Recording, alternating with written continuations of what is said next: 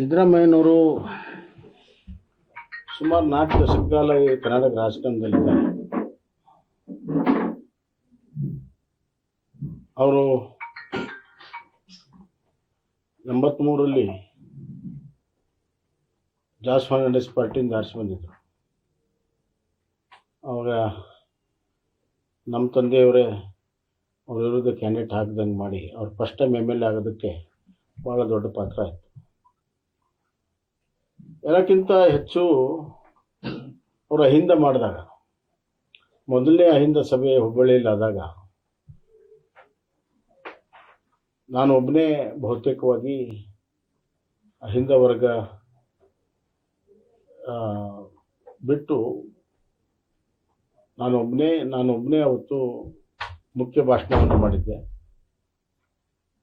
ಮೊನ್ನೆ ಸಿದ್ದರಾಮಯ್ಯ ಅವರು ಹೊರಟ್ಟಿಯವರ ಸನ್ಮಾನ ಸಮಾರಂಭದಲ್ಲಿ ಬಂದಾಗ ಅಲ್ಲಿ ಅವರೇ ನೆನಪು ಮಾಡಿದ್ರು, ಈ ಜಾಗ ನೆನಪಿದೆ ನಿನಗೆ, ಇಲ್ಲೇ ಸ್ಟೇಜ್ ಇತ್ತು, ಇಲ್ಲಿಂದನೇ ನೀನೇ ಮಾತಾಡಿದ್ದಿ, ನೀನು ಮಾತಾಡಿದ್ದು ಭಾಳ ದೊಡ್ಡ ಪಬ್ಲಿಸಿಟಿ ಆಗಿತ್ತು. ಹೌದು ಅಂತ ಹೇಳಿದೆ. ನೀನು ಬಂದಿದ್ದು ನಮಗೆ ಆನೆ ಬಲ ಬಂದಂಗೆ ಬಂತವತ್ತು.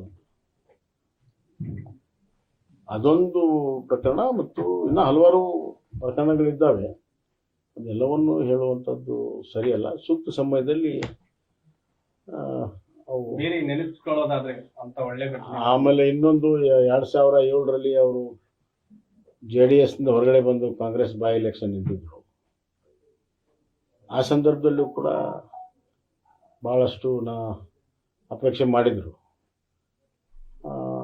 ನಾವು ಅವರಿಗೆ ಸಹಾಯವನ್ನು ಮಾಡಿದ್ವಿ.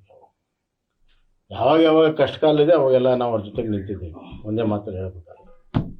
ಆದರೆ ಅವ್ರು ಕಾಂಗ್ರೆಸ್ಗೆ ಹೋದ್ಮೇಲೆ ನಮ್ಮದು ಅವ್ರದ್ದು ರಾಜಕೀಯ ನೆಂಟಿಲ್ಲ. ಅವ್ರ ರಾಜಕಾರಣ ಅವ್ರಿಗೆ, ನಮ್ಮ ರಾಜಕಾರಣ ನಮಗೆ. ಸೈದ್ಧಾಂತಿಕವಾಗಿ ನಮಗೆ ಅವ್ರಿಗೆ ಭಾಳಷ್ಟು ವ್ಯತ್ಯಾಸ.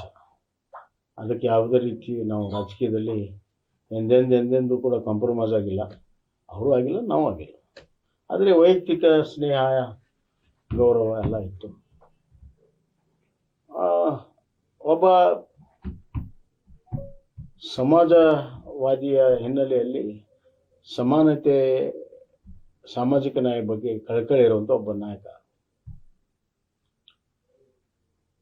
ಇವತ್ತು ಅವ್ರನ್ನ ತೆಗೆಯೋ ಮುಖಾಂತರ ವಿಶೇಷವಾಗಿ ಹಿಂದುಳಿದ ವರ್ಗದ ಒಂದು ನಾಯಕತ್ವಕ್ಕೆ ಕೊಡ್ಲೇಪಟ್ಟನ್ನ ಕಾಂಗ್ರೆಸ್ನವ್ರು ಕೊಟ್ಟಿದ್ದಾರೆ.